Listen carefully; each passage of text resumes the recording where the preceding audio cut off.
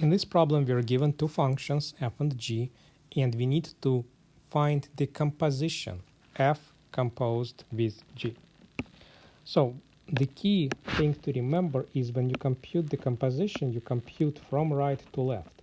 That is the function that is closest to x, that is on the inside, gets applied first. So, in other words, what this composition means is the following.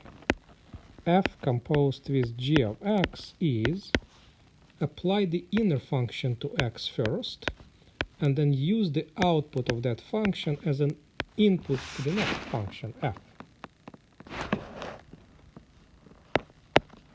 So we have to plug in g of x instead of x into f.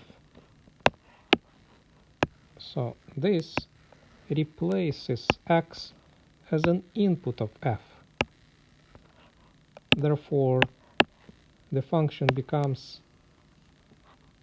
the square root of g of x plus 5. So instead of x, I used g of x in f. But now it's time to recall what g of x actually is. G of x is 8x minus 9. So let's use that information and substitute 8x minus 9 for g. We'll have the square root 8x minus 9 plus 5, and this is all under the square root. Now the last step is to simplify the expression. We have 8x minus 9 plus 5. This becomes the square root of 8x minus 4, and notice that this expression has a common factor of 4 inside the root,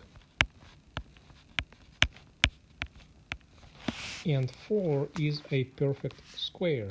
Because the square root of 4 is 2, we can therefore write this as 2 times the square root of 2x minus 1.